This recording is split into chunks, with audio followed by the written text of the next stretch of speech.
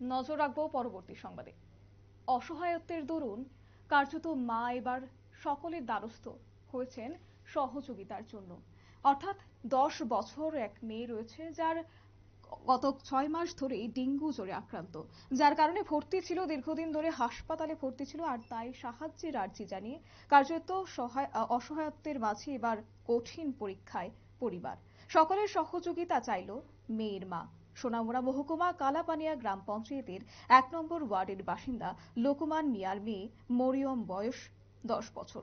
গত 6 মাস আগে ডেঙ্গু জ্বরে আক্রান্ত হয়ে হাসপাতালে ভর্তি ছিল দীর্ঘদিন। এখন আবার নতুন রোগে আক্রান্ত হয়ে ঘরবন্দি নাবালিকা এই মেয়ে মরিয়ম। ডান পা অচল হয়ে আর হাঁটতে পারছে না।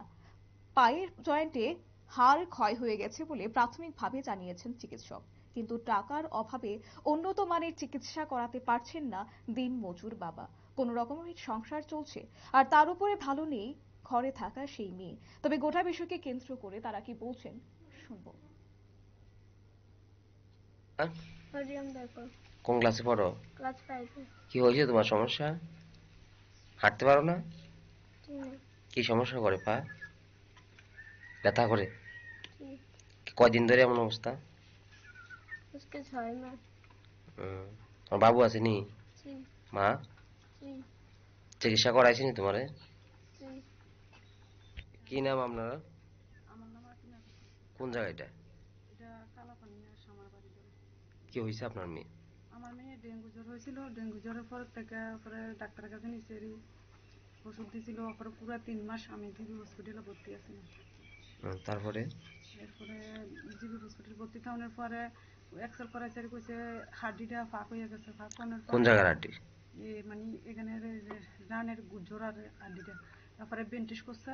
বেন্টিস করানোর পরে যখন বেন্টিস করছে হ্যাঁ আরো শিকলা পিকলা আরো মানে মানে এখানে করতে পারতেছে না। এখন কি হাঁটতে পারে না? এখন পারতে পারে না। এখন সেই হাড্ডিটা এখন এটা এখানে প্রাইভেট ডাক্তার দিয়েছি, কইছে হাড্ডিটা নষ্ট হয়ে গেছে, এটা অপারেশন করার লাগবে কইছে। তুই মানে টাকা পয়সা আছে না আপনার? না না, যা টাকা পয়সা আসলো জিবি হসপিটালে আমার 60-70 হাজার টাকা গেছে। মানুষও দিচ্ছে, নিজের কাছে কিছু আছিল, এটা পুরো শেষ হয়ে গেছে। কি করে তাই বাবু? তার বাবু আপনারা শুনলেন মা এবং অসহায় মায়ের বক্তব্য। এক্ষেত্রে কোন রকমের সংসার চলছে, যদিও তার উপর নেই কোনো একটি ভালো ঘর। নথিপত্রের সমস্যার জেরে আয়ুষ্মান কার্ডের সুযোগ সুবিধা থেকেও একেবারেই বঞ্চিত মরিয়ম। তবে মানিক সাহা, মুখ্যমন্ত্রী মানিক সাহা এবং মানবিক ব্যক্তিদের কাছে সাহায্য চেয়েছে মেয়ের মা। আপনাদের সহযোগিতায় আবারও হাঁটতে চাইছে মরিয়ম। নিয়ে নিচ্ছে ছোট্ট একটি বিজ্ঞাপন বিরতি, সঙ্গে থাকুন।